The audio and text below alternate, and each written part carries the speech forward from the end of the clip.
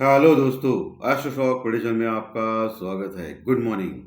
आज है 13 मई 2024, सोमवार का दिन, हफ्ते का नया दिन, पहला दिन। प्री मार्केट रिपोर्ट में प्रस्तुत कर रहा हूँ। सुबह के लगभग 7 बजे है। मार्केट शुरू होने के पहले कौन सी न्यूज़ इंपॉर्टेंट है, कौन से संकेत इंपॉर्टेंट है, गिफ्ट निफ्टी क्या कर रहा है, इन सभी के बारे में, लेवल्स, सपोर्ट, रेजिस्टेंस, इन सभी के बारे में हम लोग डिस्कस करेंगे। डिस्कस में ये भी डिस्कस करेंगे एस्ट्रो टेक्निकल लेवल्स कौन से हैं, कहाँ सपोर्ट है, कहाँ रेजिस्टेंस है, जहाँ आपको काम करना है। शुरू करने से पहले चैनल के डिस्क्रिप्शन बॉक्स में बिलो द टाइटल डिस्क्लेमर रखा है, उसको कृपया पढ़िए जानिए। एज पर डिस्क्लेमर, ये एजुकेशनल प्रोग्राम है। इसके तहत जो भी मैं बोल रहा हूँ ये मेरी पर्सनल राय है, मेरी खुद की राय है। आपके प्रॉफिट या लॉस, लाभ या हानि के लिए मैं और मेरा चैनल जिम्मेदार नहीं रहेंगे, रिस्पॉन्सिबल नहीं रहेंगे। ये प्लीज नोट करके रखिए। मेरा एस्ट्रो स्टॉक प्रेडिक्शन चैनल सिर्फ और सिर्फ यूट्यूब पे ही अवेलेबल है, बाकी कहीं भी नहीं, ये भी नोट करके रखिए। चलिए दोस्तों, शुरू करेंगे। दोस्तों, गिफ्ट निफ्टी खराब शुरुआत करने के संकेत दे रहा है। हालांकि गिफ्ट निफ्टी के ऊपर अभी विश्वास कम होते जा रहा है लोगों का, क्योंकि 10 में से 7-8 बार वो रॉन्ग इंडिकेशन दिखाता है। लेकिन तभी भी मुझे बोलना पड़ रहा है कि गिफ्ट निफ्टी बड़ा गैप डाउन दिखा रहा है। 70 पॉइंट माइनस में खुलने का दिखा रहा है। अभी सुबह के लगभग 6:30 बजे है। आज मैं जल्दी डाल रहा हूँ ये प्री मार्केट रिपोर्ट। सुबह के लगभग 6:30 बज गए हैं और गिफ्ट निफ्टी जो दिखा रहा है मुझे, वो 70 पॉइंट यानी 70 पॉइंट माइनस में दिखा रहा है, यानी गैप डाउन दिखा रहा है। हो सकता है सुबह 9 सवा 9 बजे तक वो थोड़ा सुधरे, उसके बाद एक ठीक ठाक ओपनिंग करे, लेकिन अभी तो गैप डाउन दिखा रहा है। एशियन मार्केट में जापान का मार्केट फ्लैट टू माइनस है, लगभग 80 पॉइंट माइनस में चल रहा है, और बाकी के मार्केट भी फ्लैटिश ओपन हो गए, यानी एशियन मार्केट में कोई क्लूज नहीं आ रहा है। यूरोपियन फ्यूचर भी फ्लैट है। डाउ फ्यूचर जो है वो अभी मात्र 20 पॉइंट माइनस में चल रहा है, यानी डाउ फ्यूचर की वजह से ये निगेटिव हो गया, क्या समझ में नहीं आ रहा है। तो ऐसा रहेगा तो शुक्रवार के सत्र में अमेरिकन मार्केट ने तेजी की थी, उसका असर भी हमारे मार्केट के ऊपर नहीं पड़ रहा है। 125 पॉइंट यानी 125 पॉइंट प्लस में क्लोज हो गया था अमेरिकन मार्केट शुक्रवार के सत्र में। इसके बावजूद भी हम लोग हिल नहीं रहे। पिछले 8-9 दिनों से अमेरिकन मार्केट लगातार बढ़ रहा है, अभी ऑल टाइम हाई के पास आ गया है। यूरोपियन मार्केट बढ़ रहा है, एशियन मार्केट बढ़ रहा है, लेकिन हम लोग लगातार नीचे आ रहे हैं, अंडर परफॉर्म कर रहे हैं। सिर्फ शुक्रवार के दिन यानी परसों के दिन, हफ्ते के आखिरी दिन, हम लोग निफ्टी पे अच्छा खासा क्लोज किए। 100 पॉइंट प्लस में निफ्टी क्लोज हो गया लगभग, और वही बैंक निफ्टी लगभग 70 पॉइंट, 60-70 पॉइंट, 60-70 पॉइंट माइनस में क्लोज हो गया। बैंक निफ्टी क्लोज हो गया 47,500 के नीचे, और निफ्टी क्लोज हो गया 22,050 के ऊपर, 22,050 के ऊपर निफ्टी क्लोज हो गया। हमारा मार्केट कंटिन्यूस अंडर परफॉर्म कर रहा है, क्योंकि मार्केट को डर सता रहा है कि जो भी पहले बातें की जाती थी कि एनडीए लेड सरकार, जो बीजेपी लेड सरकार एनडीए का, वो पूर्ण बहुमत से 400 सीट के ऊपर आ सकता है, ऐसा एक कयास बांधा जा रहा था। और उसके लिए मार्केट में कंटिन्यूस तेजी थी पिछले 5-6 महीने से, आप देख सकते हो।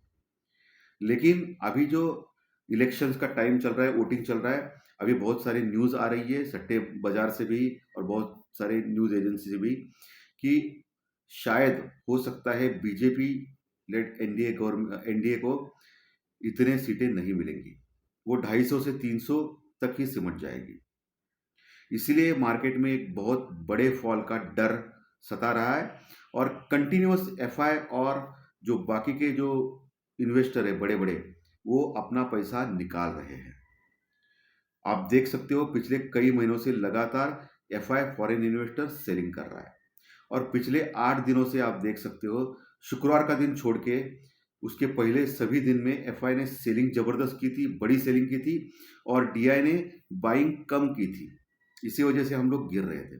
शुक्रवार को क्या हो गया, फ्राइडे के सत्र में, यानी बीते हुए ट्रेडिंग दिन में, शुक्रवार के सत्र में 100 पॉइंट लगभग प्लस में क्लोज हो गया निफ्टी, और इसकी वजह सिर्फ और सिर्फ डोमेस्टिक इन्वेस्टर यानी हमारे डीआई है। अभी तक क्या हो रहा था कि एफआई की सेलिंग ज़्यादा थी और डीआई की बाइंग कम थी, लेकिन शुक्रवार के सत्र में बहुत दिनों के बाद डीआई ने बाइंग ज़्यादा की है, एफआई की सेलिंग कम पड़ गई। एफआई ने लगभग 2100 करोड़, 2100 करोड़, 2100 करोड़ के आसपास का माल कैश में सेल किया। यानी सेलिंग में तो कंटिन्यूस है एफआई, लेकिन अभी तक क्या होता था, डीआई कम बाइंग करती थी, लेकिन डीआई ने बहुत दिनों के बाद शुक्रवार के सत्र में बाइंग ज्यादा की कैश में। 2700 करोड़, 2700 करोड़ के आसपास का माल कैश में बाय किया डीआई ने। यानी डीआई की बाइंग की वजह से हम लोग बच गए और एफआई और हम लोग निफ्टी में अच्छे खासे प्लस में क्लोज हो गए। लेकिन डीआई भी डेली आएगा, ये एक चिंताजनक है, क्योंकि कंटिन्यूस एफआई की सेलिंग चल रही है। एफआई की जो लॉन्ग पोजीशन है इंडेक्स में यानी निफ्टी, बैंक निफ्टी में, ऑप्शन और फ्यूचर में लगभग केवल 30% रह चुकी है। इसका मतलब क्या होता है, 100% में से 30% अगर लॉन्ग पोजीशन है, लॉन्ग पोजीशन यानी बाइंग की पोजीशन में, और 100 में से 30 माइनस किया तो 70% रहता है, और 70% वो शॉर्ट में है, यानी उन्होंने पुट लिया है या शॉर्ट किया है इंडेक्स, ऐसा होता है उसमें उन्होंने। इसका मतलब बेरिश में है एफआई, बहुत बड़ी बेरिश कंडीशन में एफआई, और ये कंटिन्यूस सेल कर रहे हैं। और बीच में हमारे मोदी जी ने भी बोला था कुछ कांग्रेस को, राहुल गांधी जी को, कि जो अंबानी और अदानी है, क्या वो पैसा दे रहे हैं? राहुल गांधी चुप बैठे हैं, क्या वो पैसा दे रहे हैं अभी कांग्रेस को? क्योंकि राहुल गांधी चुप बैठे हैं, ऐसा उन्होंने सवाल किया था राहुल गांधी जी को।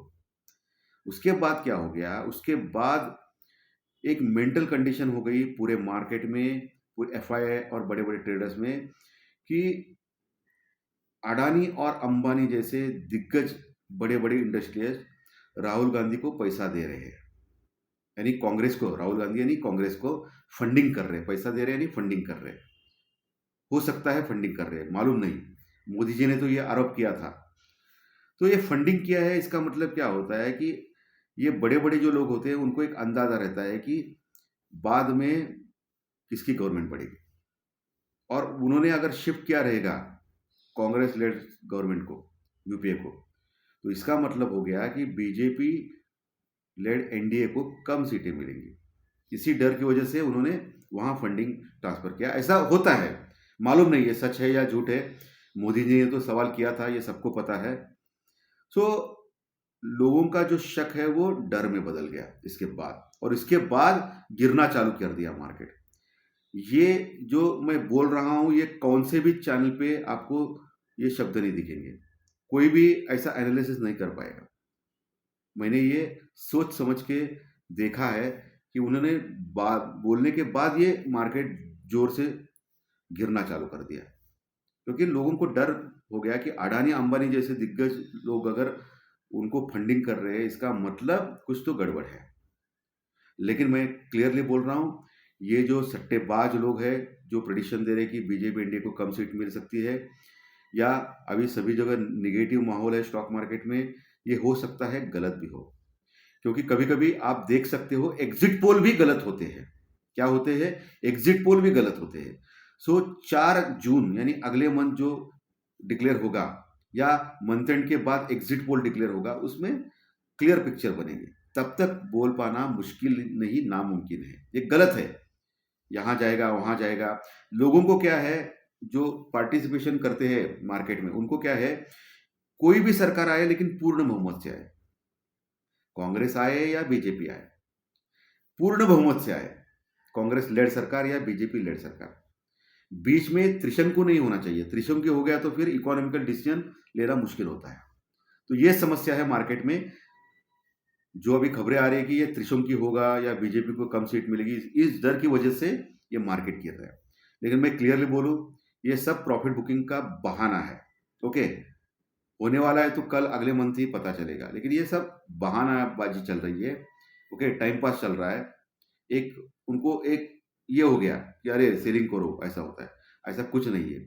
बाद में अगर बीजेपी आ गया तो जबरदस्त भी बढ़ सकता है। सो देखेंगे, लेट्स सी, हमारे हाथ में नहीं क्या होगा। लेकिन हमारे हाथ में तो ये राहु मंगल का जो कंजक्शन हो रहा है, युति हो रही है, वो तो है। वो मैंने ऑलरेडी बोला है, 13 से 26-28 तक आपको सावधान रहना है, केयरफुल रहना है मार्केट में। प्रॉपर हेजिंग करके ही चलना है, या प्रॉपर स्टॉप लॉस या हेजिंग, कम से कम लॉट में काम करना है, अपना कैपिटल का ख्याल रखना है। ये सब इंपॉर्टेंट आप चीज़ें कर सकते हैं। दोस्तों, आज सबसे इंपॉर्टेंट डाटा आने वाला है हमारे इंडियन मार्केट से। कौन सा डाटा आने वाला है भाई? जिसके ऊपर एक बहाना मिलेगा मार्केट को बढ़ने का या घटने का। ऑलरेडी बहाना चालू है इलेक्शंस का। तो आज डाटा हमारे इंडियन मार्केट में आएगा इन्फ्लेशन का डाटा, यानी महंगाई के आंकड़े। आज के महंगाई के आंकड़े बहुत बेहद इंपॉर्टेंट है हमारे इंडियन मार्केट के लिए, हमारे लिए, क्योंकि हमारे यहाँ डाटा आने वाला है। अगर ये महंगाई के आंकड़े थोड़े कम आते हैं या एज इट इज आते हैं तो मार्केट के लिए एक रिलीफ होगा। अगर महंगाई के आंकड़े भी बढ़ गए, बढ़ के आते हैं आज, तो फिर और एक बहाना मिलेगा इसको सेलिंग करने का मार्केट में। फिर मार्केट में तूफान सेलिंग आ सकती है, ये आपको ध्यान रखना है, पहली चीज। दूसरी, इस हफ्ते में और एक न्यूज आने वाली है बड़ी, जो बुधवार के दिन, यानी आज सोमवार है, कल का छोड़ के बुधवार के दिन रात को ये न्यूज आएगी। क्या आएगी? इन्फ्लेशन, महंगाई के आंकड़े। किसके? अमेरिका के। ये बेहद बेहद इंपॉर्टेंट है, क्योंकि अभी जो रैली बन रही है ना अमेरिकन मार्केट में लगातार 8-9 दिनों से, ये इस उम्मीद से बनी है कि इन्फ्लेशन कम आ सकता है, क्योंकि जो बाकी के जो डाटाज आ गए उनके जॉब क्लेम के वगैरह, उसके कारण ये उत्साहित होकर ये मार्केट बढ़ रहा है। अमेरिकन मार्केट की रेट ऑफ इंटरेस्ट घटा सकता है जून के पॉलिसी में फेड।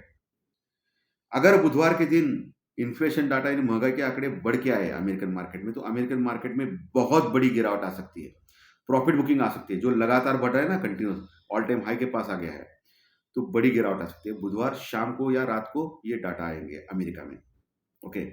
और इसका असर हमारे गुरुवार को दिन पड़ेगा हमारे मार्केट के ऊपर। सो मोटा मोटी आज से लेके गुरुवार तक ये 4 दिन बहुत बहुत इंपॉर्टेंट है हमारे मार्केट के लिए। बड़ी वॉलेटिलिटी इस हफ्ते आ सकती है, और वैसे भी मैंने बोला है 13 से 28 तक आपको सावधान रहना है। 13 से 26 तक राहु और मंगल की जो अंगारक योग है वो हो रहा है ये 2 हफ्ते में। सो ये सबसे इंपॉर्टेंट न्यूज मैंने आपको बोल दी दोस्तों। पुट कॉल रेशो में आते हैं। निफ्टी का पुट कॉल रेशो 0.92 है, ज्यादा नहीं है लेकिन इतना कम भी नहीं है। लेकिन बैंक निफ्टी का पुट कॉल रेशो काफी हल्का है, 0.70 के पास है। 0.52 के पास ओवरसोल्ड होता है, अभी भी ओवरसोल्ड नहीं हुआ है, लेकिन 0.70। और लगातार पिछले 9 दिनों से बैंक निफ्टी गिर रहा है, लगभग 2500 पॉइंट गिरा है बैंक निफ्टी, लगभग 5% या 2500 पॉइंट गिरा है लगभग। बहुत बड़ी गिरावट बैंक निफ्टी में, निफ्टी से भी ज्यादा गिरावट बैंक निफ्टी में आ गई है। ये इसलिए आई कि एचडीएफसी बैंक परफॉर्म नहीं कर रहा है दोस्तों, लेकिन मुझे लग रहा है कि आने वाले दिनों में एचडीएफसी बैंक परफॉर्म कर सकता है। ये मेरा ओपिनियन है भाई। जो भी आपको इन्वेस्टमेंट या ट्रेडिंग करना है स्टॉक मार्केट में, वो आपके किसी अच्छे फाइनेंशियल एडवाइजर से सलाह लेके कीजिए, एडवाइस लेके कीजिए, ताकि लॉस ना हो।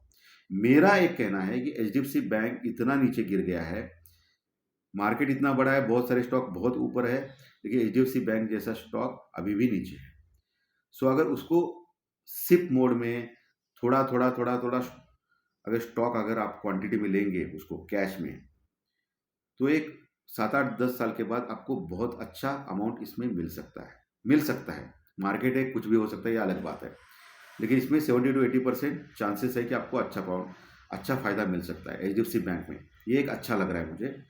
बाकी आईटी के शेयर्स में अगर रेट ऑफ इंटरेस्ट वाकई होता है तो इन्फोसिस, टीसीएस जैसे शेयर्स बहुत बढ़ सकते हैं, उसके ऊपर भी आपको ध्यान रखना है, और रिलायंस इंडस्ट्रीज के ऊपर भी ध्यान रखना है आज के सत्र में, ठीक है। तो पुट कॉल रेशो मैंने क्लियरली बोला है, बैंक निफ्टी का 0.70 और निफ्टी का 0.92। बैंक निफ्टी का थोड़ा कम है। इंडिया विक्स शुक्रवार के सत्र में बढ़ा था 1.5%, लगातार पिछले कई दिनों से लगातार बढ़ रहा है, ऑल टाइम हाई के पास आ गया है, 52 वीक्स हाई के पास 18.46 के पास आ गया है, 18.46 यानी 18.50 पकड़ो। जबरदस्त इंडिया विक्स बढ़ गया है दोस्तों ऑलरेडी, ओके।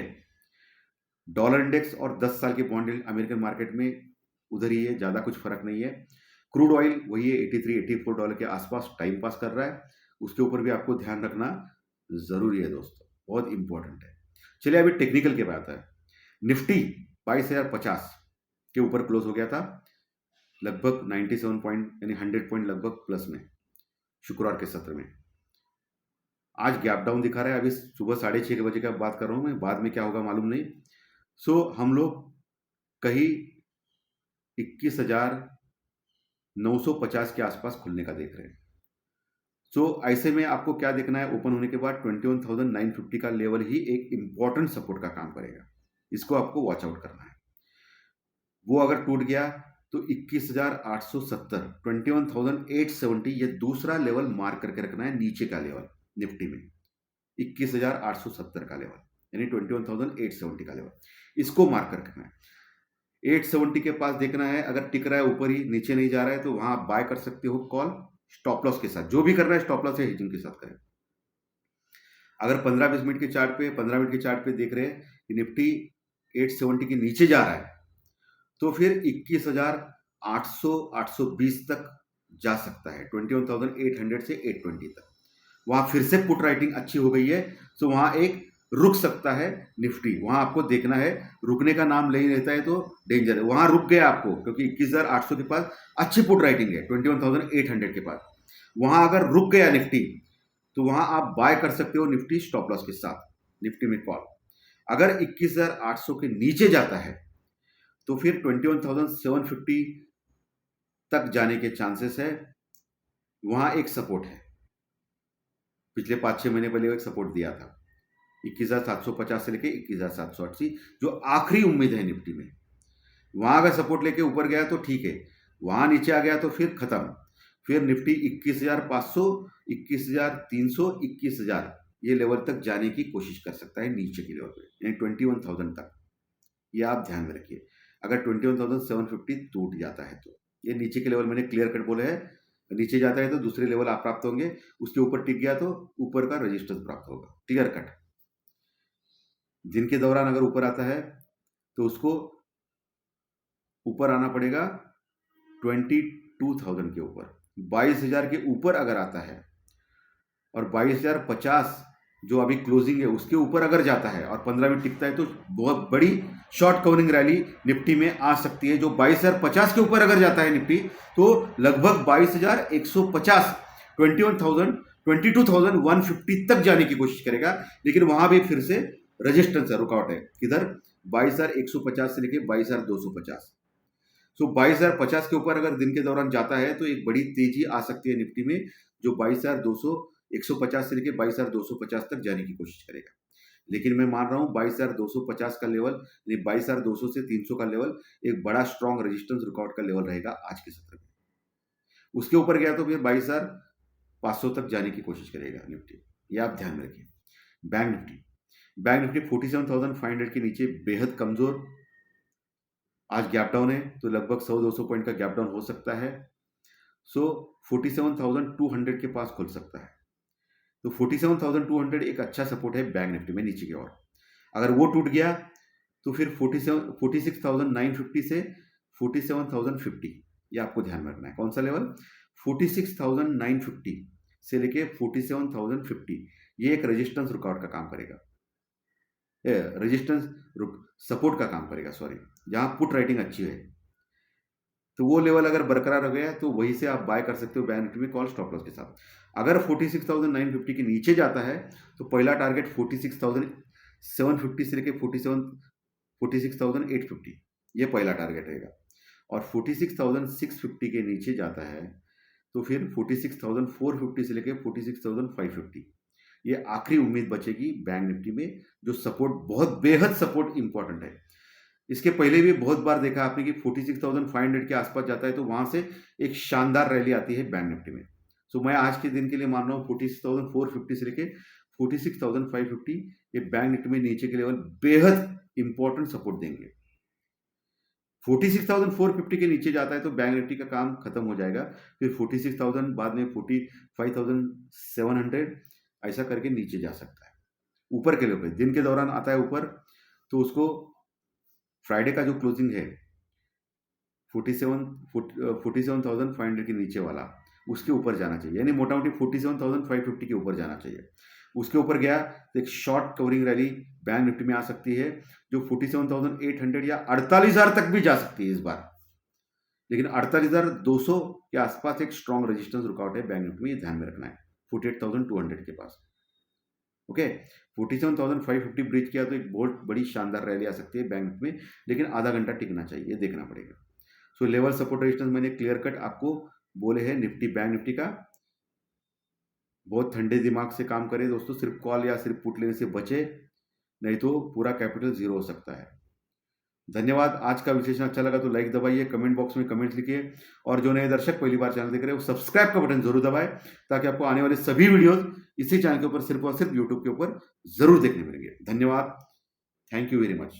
फिर मिलेंगे फाइनेंशियल एस्ट्रोलॉजी के स्टॉक मार्केट के प्रेडिक्शन कार्यक्रम में दोपहर 4 बजे। Thank you.